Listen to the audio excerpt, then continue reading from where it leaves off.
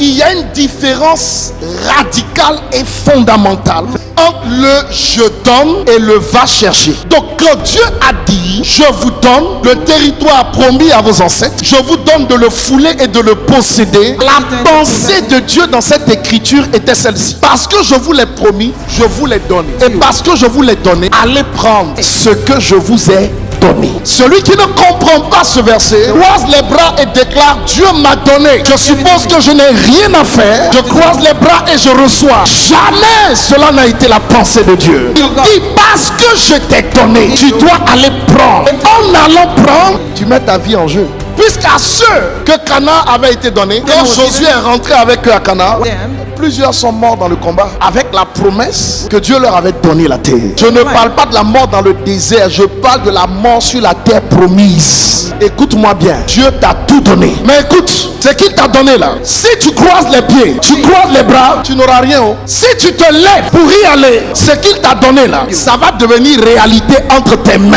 Mon expérience pratique est claire. J'étais prédicateur dans la rue à Djamé. J'entends: je te donne de te marier à l'hôtel Ivoire. Et j'ai un rêve passionnant dans lequel je vois des motards, je vois des voitures dernier cri, j'en avais pas. Je vois des scènes où on est en train de se marier, mais on est comme dans un gala. Des artistes viennent et ils prestent. Le rêve lui-même m'impressionnait. Ça veut dire, dans le rêve j'étais impressionné et au réveil j'étais impressionné. Et moi j'étais un acteur dedans. J'observais quoi. Ce qui s'est produit. Quand je me suis réveillé, j'ai entendu: je t'ai donné cet endroit. J'ai cru qu'en restant chez moi, l'endroit allait venir jusqu'à moi. Non. Un bon matin, l'esprit me dit: lève-toi et va à l'hôtel Ivoire. Je pars là-bas, la secrétaire me dit: impossible. Je pars à la maison, mais c'est pas à la secrétaire que Dieu a parlé, c'est à moi que Dieu a parlé. Une deuxième fois, il me dit: lève-toi, va là-bas encore. Je pars, je trouve une deuxième secrétaire, elle me raconte les mêmes choses. Je retourne à la maison, il me dit: qu'est-ce que je t'ai dit? Lève-toi et va encore. Je me lève comme un enfant et j'y vais. La troisième fois, une troisième secrétaire me dit: il peut avoir une possibilité. Quelqu'un a réservé pour le dimanche 21 décembre. Mais l'emplacement c'est samedi 20.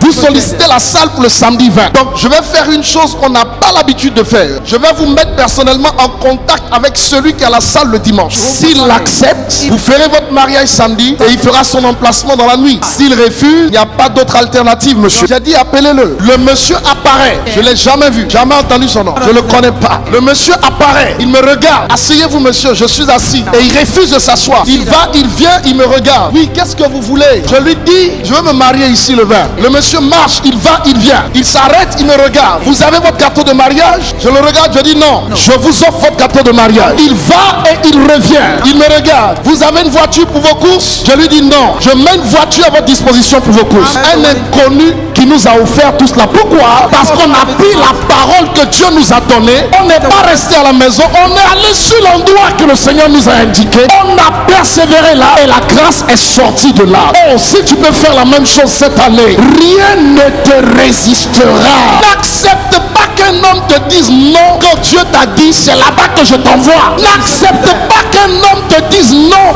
quand Dieu t'a donné une terre, quand Dieu t'a donné une direction, quand Dieu t'a donné une orientation, quand Dieu n'accepte pas qu'un homme te dise non. Même si on t'a dit non 100 fois, en 2024, la 101e fois, on te dira oui.